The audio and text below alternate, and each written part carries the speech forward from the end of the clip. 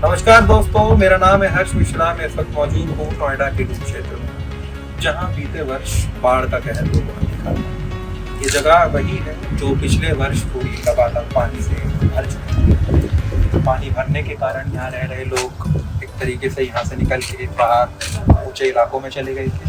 बरसात सर पर है दोस्तों, इस बार भी कयास लगाए जा रहे हैं कि बाढ़ के हालात फिर से बन सकते हैं। हालांकि प्रशासन द्वारा यहाँ मौजूद लोगों को नोटिस जारी कर दिए गए हैं। मैं आपको दिखाना चाहूँगा, फिलहाल बरसात का पानी यहाँ सड़कों के गड्ढों में भरा हुआ है। सामने आपको मेरे पीछे पेड़ दिख रहा होगा। दोस्तों, अगर डूब क्षेत्र की बात आती है तो अक्सर विवादों में रहने वाला ये डूब क्षेत्र फार्म हाउसों के लिए जाना जाता है। कहा जाता है कि यहाँ फार्म हाउसों में तरह तरह की पार्टियाँ होती हैं, लेकिन मैं आज आपको डूब क्षेत्र का एक दूसरा पहलू भी दिखाऊँगा, जहाँ डूब क्षेत्र में एक ऐसी गाय की प्रजाति रहती है जिनका दूध आम दूध से काफ़ी महंगा होता है। मैं आज आपको मिल रहा हूँ एक ऐसी शख्सियत से जो इस का कारोबार करते हैं, बाकायदा उन गायों को पालते हैं। इनके 2 से 3 ऐसी डेयरी हैं यहाँ पे जिसमें इनका दूध उपलब्ध होता है। दोस्तों, आइए मैं आपको लेके चलता हूँ ये फार्म के अंदर, और यहाँ हमारे साथ जो मौजूद होंगे वो आपको आगे की पूरी जानकारी देंगे। इस वक्त हमारा जो पशुधन है वो रफली अराउंड 230 है, 230 का।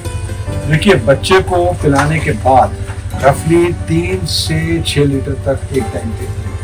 साथ इस वक्त मौजूद हैं संजय भल्ला जी, जो पूरे उत्तर डेयरी फार्म के संचालक हैं। हम इनसे जानते हैं, हमसे ज़्यादा बेहतरी से ये जानते होंगे कि इन गायों में क्या खासियत होती है और किस तरीके से इनके दूध के अंदर जो पोषक तत्व मौजूद होते हैं, बेसिकली उसके पीछे का राज क्या है, हम इनसे पूछते हैं। हाँ, तो सर आप हमारे व्यूअर्स को बताएंगे कि गिर गाय एक्चुअली में होती है? देखिए, गिर गाय देसी गाय की एक ब्रीड है जो कि गुजरात से आती है। तो हम यहाँ पे 2013 से पाल रहे हैं, और इस एरिया की नहीं है बट फिर भी पल गई है यहाँ पे, और हम यहाँ ब्रीडिंग करते हैं। जैसा हमने उसको डेयरी फार्म बोला, हमारे ये डेयरी फार्म नहीं है, ये एक इको सस्टेनेबल फार्म है जिसके अंदर इकोसिस्टम एक जनरेट किया है, जिसमें इसकी खेती होती है, इसके मलमूत्र को इस्तेमाल किया जाता है। कोई भी गाय हो, गिर हो या कोई भी, उसके मलमूत्र को इस्तेमाल करके उसका हरा चारा बनाया जाए, उसको खिलाया जाए, और इसके साथ में ब्रीडिंग भी। तो ये गाय बेसिकली आती कहाँ से है? मतलब ये अगर यहाँ लोकल अगर आसपास देखें ना, उत्तर प्रदेश वगैरह यहाँ से, तो इनकी बेसिकली ये कहाँ से आई आप? ये गिर फॉरेस्ट की है, गुजरात की है गिर का, पर हम जैसे पहले बोला था 2013 से हैं। तो अब हम खुद ब्रीडिंग करते हैं। जैसे आप देख सकते हैं ये बच्चे हैं, और हमारे दूसरे फार्म में भी आप देखेंगे ऑलमोस्ट हमारे यहाँ पे 10 डिलीवरी हर महीने होती है। तो हम हमारी ब्रीड तैयार होगी। तो लगभग कितनी ऐसी गाय होंगी आपके पास? इस वक्त हमारा जो पशुधन है वो रफली अराउंड 230 है, 230 का। तो 2013 से आप लगभग लगातार ये फार्म का काम कर रहे हैं। तो लगभग अगर मैं आपसे बात करूं कि बीते वर्ष की बात करूं, तो जब बाढ़ यहाँ पे आई थी डूब क्षेत्र में, तो क्या कुछ नुकसान आपको देखने को मिला था? कितने पशुओं का नुकसान आपको झेलना पड़ा था? बहुत नुकसान हुआ था। हमारे 58 पशु गए थे और 1200 मुर्गियाँ गई थी, और पूरा इंफ्रास्ट्रक्चर खत्म हो गया था। सारे इन्वर्टर्स, बैटरी, वॉल्स, पम्प्स सब खत्म हो गए थे। जो पोल्ट्री वॉल थी सब जरूर गई थी। तो बहुत नुकसान हुआ, बट अब हम लोग रिकवर कर चुके हैं। तो इस बार क्या प्रशासन की तरफ से आपको ऐसा कुछ नोटिस वगैरह दिए गए हैं कि आप अपना बंदोबस्त कर लें या फिर इन जानवरों को बाहर निकालें, ऐसा कुछ? बिल्कुल। लास्ट ईयर 12 जुलाई को आया था फ्लड। इस बार 12 जुलाई से पहले ही प्रशासन के लोग आते रहे, हमको वार्न करते रहे, और हम लोगों ने भी बड़ा क्लोजली मॉनिटर किया। अनलाइक लास्ट ईयर कि पीछे से कितना क्यूसेक पानी छोड़ रहे हैं, उसके हिसाब से लास्ट ईयर में छोड़ा नहीं था। एक दफ़े 1 लाख 1.5 लाख छोड़ देते थे, अब 3.5 लाख डेली छोड़ते थे। तो हम उसके टच में थे कि कितना छूट रहा है, and we were seeing the level, तो सेफ था। तो लकीली अब उम्मीद नहीं है कि फ्लड आएगा। तो अगर मैं बात करूं फिर, जैसे जो दूसरी आम गाय होती हैं उनकी तुलना में इनका दूध कैसे अधिक पोषण दे सकता है किसी को? कैसे पोषक तत्व इनके दूध के अंदर होते हैं?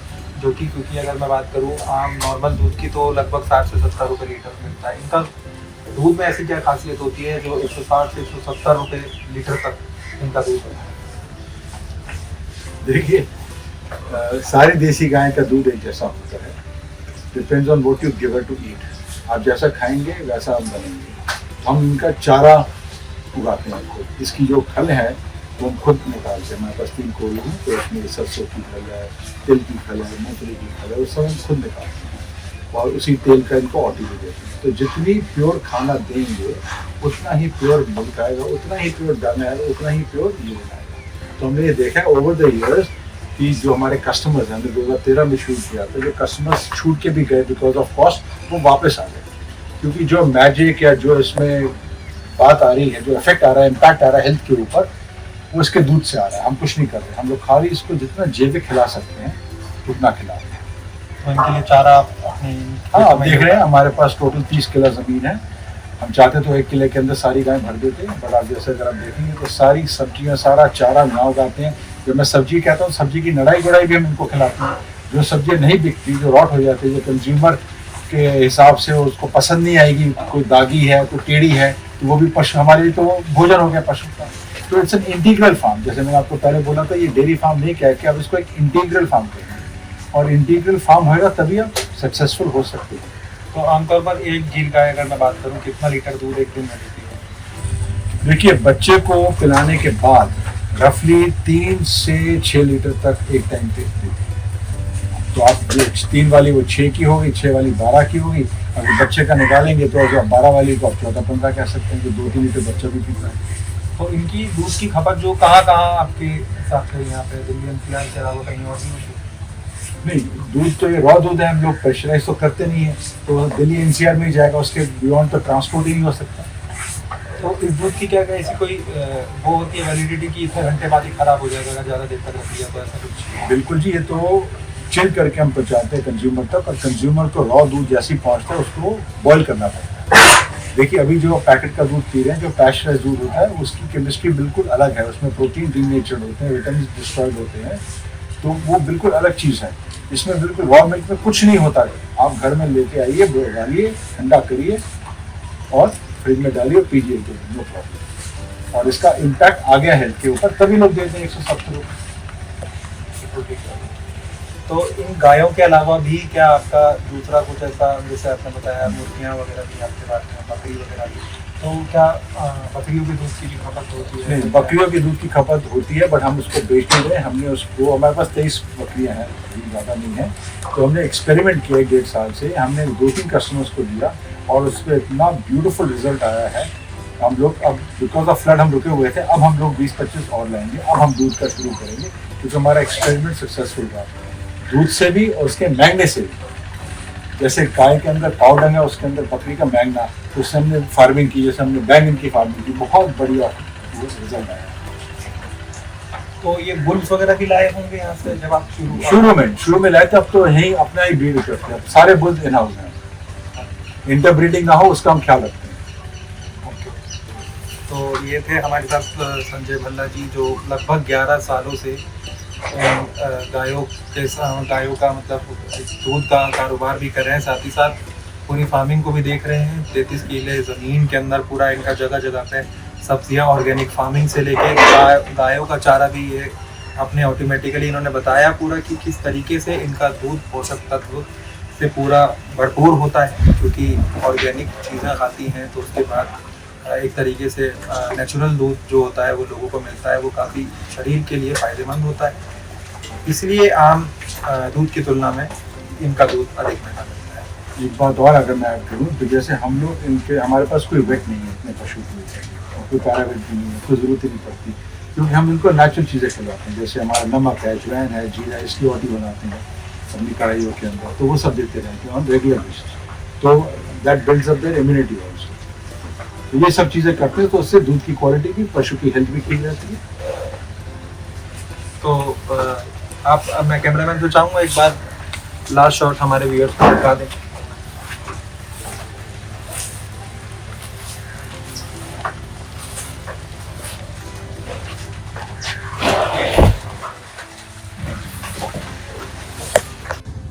इन सभी गायों के बीच में एक बड़ी दिलचस्प ये चीज़ देखने को मिली है कि जो यहाँ बुल्स मौजूद हैं, इन बुल्स का इस्तेमाल यहाँ खेती के लिए किया जाता है। आपने सुना होगा, कहानियों में भी पढ़ा होगा कि खेती के लिए बैलों का इस्तेमाल किया जाता था, तो आज भी उसी ऑर्गेनिक तरीके से खेती की जाती है। इन बाकायदा इन बैलों के नाम भी हैं, तो बताइए सर इनका नाम क्या है?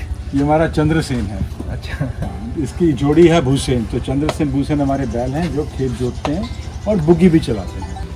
देखिए हमारे यहाँ एक जोड़ी है चंद्रसेन और भूसेन की, ये दोनों बैल हैं और इसके अलावा बाबा है। तो इन तीनों बैलों का हम इस्तेमाल करते हैं। इन दोनों को हम खेती में यूज़ करते हैं, खेत जोतने के अंदर। तो हम लोग यहाँ पे क्या करते हैं, पूरा इससे नहीं जोतते, हम लोग ट्रैक्टर का भी इस्तेमाल करते हैं। स्पेशली जो फसल जब पहले निकालते हैं खेत से तो उसको ट्रैक्टर से निकाल देते हैं, हैरों से, क्योंकि इन पे ज़ोर पड़ता है।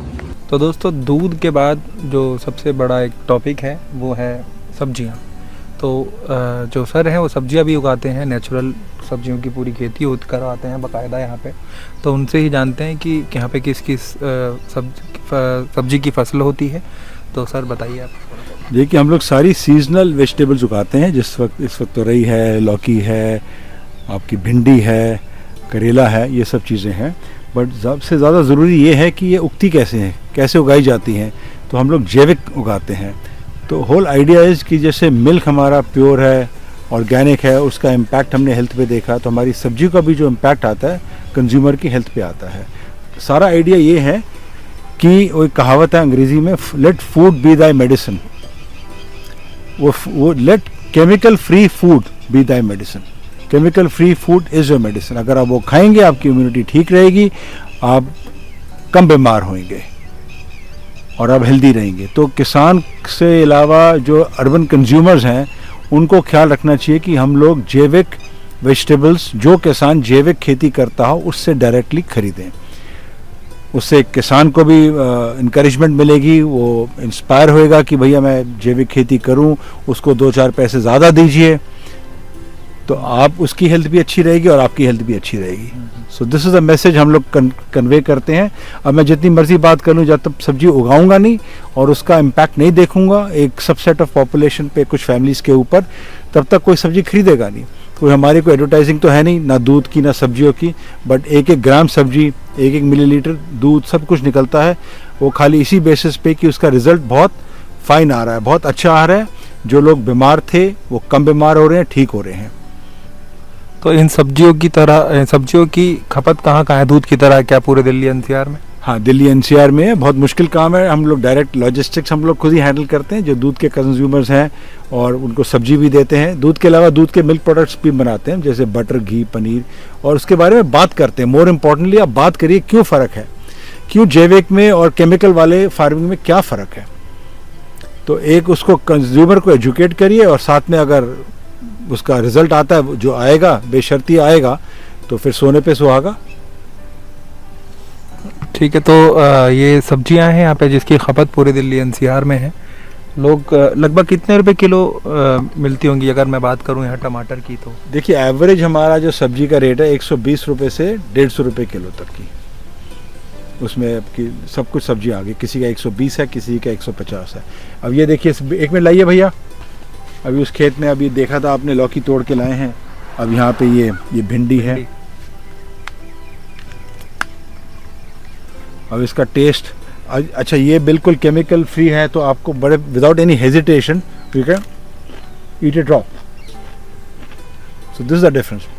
नहीं तो आप सब्जी सोच ही नहीं सकते कि मैं रॉ खरीद के खा लूँ। जितना पेस्टिसाइड, जितना वीडिसाइड, फंगीसाइड यूज़ होता है। तो इसका कितने रुपए किलो में सेल होती होगी? मेरे ख्याल से दिस शुड बी अराउंड 130 रुपये किलो। 130। हाँ, अभी एकदम याद नहीं है। तो ये सारे ऑर्डर्स कहाँ से, मतलब आप कैसे, व्हाट्सएप के थ्रू या फिर कॉलिंग के थ्रू या वेबसाइट है? और व्हाट्सएप के ग्रुप्स हैं, उसके ऊपर आ जाती। फैमिली जुड़ती चली जा रही है। हम उनको, जैसे अभी लौकी ली तो हमने उनको मैसेज भेज दिया। लौकी बड़े दिनों के बाद हमारी आई है, बीच में ख़त्म हो गई तो नया लॉट शुरू हो गया, तो मैसेज दे दिया, तो अब ऑर्डर शुरू हो जाएंगे। तो पिछले साल पूरी खेती भी प्रभावित हुई होगी बड़े स्तर पे एकदम? बिल्कुल, ऑब्वियसली सारी सब्जियां ख़त्म हो गई थी, और सारा जितना भी कोर्स ग्रेन्स था, ऑयल सीड्स से, सारा जो भी लगा हुआ था सब खत्म था। तो रिकवर होने में उस टाइम पे कितना टाइम लगा था लगभग? नहीं, अब तो रिकवर हो गया। वो तो एक सीज़न का पूरा जो क्रॉप था वो ख़त्म हो गया। तो दोस्तों मेरे पीछे यही जगह है जो बीते वर्ष पूरी जलमग्न हो गई थी। ये पीछे तमाम नर्सरियां बनी हुई है जहाँ पेड़ पौधों का कारोबार भी किया जाता है। जैसा कि हमने आपको अभी पहले के अपने शॉर्ट्स में और भल्ला जी से बात करते हुए तमाम चीज़ें बताई कि यहाँ दूध का कारोबार, सब्जियों का कारोबार किस तरीके से बड़े स्तर पर कारोबार किया जाता है। और एक तबका ऐसा है जो इन प्रीमियम क्वालिटी की चीज़ों को खाता है, इनकी खपत काफ़ी बड़े स्तर पर पूरे NCR लेवल पर होती है। तो जहाँ एक तरफ ये एक इमेज बनी हुई है डूब क्षेत्र की, एक ऐसी तमाम तरह तरह की पार्टियों के लिए मशहूर है, लेकिन इसका एक पहलू ये भी है। तो सरकार द्वारा अभी फ़िलहाल नोटिस दिया गया है इनके यहाँ मालिकों को कि आप जो है सतर्क रहें और जल्दी से जल्दी अपनी इन जगहों को खाली कर दें, जिससे यहाँ पे बाढ़ आने पर, बाढ़ जैसी स्थिति बनने पर पिछले वर्ष जैसा नुकसान दोबारा ना हो। मैं अपने कैमरामैन से चाहूँगा एक बार पीछे ज़रा सा एक बार ये व्यू दिखाएं। ये पूरा यहाँ पर नर्सरियाँ बनी हुई हैं, इसके पीछे ही लगातार तमाम गौशालाएँ हैं जहाँ कई नस्लों की गाय यहाँ पे आपको मिलेंगी। इसमें से कि एक नस्ल गिर, जो कि बहुत ज़्यादा फेमस नस्ल मानी जाती है इस क्षेत्र में, जो तमाम गौशालाओं में आपको मिल जाएंगी। तो यही आपने मेरे पीछे आप दृश्य देख रहे हैं, ये पूरा इलाका यहाँ तक पूरा ऊपर तक जलमग्न हो चुका था पिछले साल। इस वर्ष ऐसी स्थिति ना बने उसके लिए प्रशासन द्वारा नोटिस जारी कर दिया गया है, इनको सतर्क कर दिया गया है। कैमरामैन अमित के साथ हर्ष मिश्रा, नोएडा।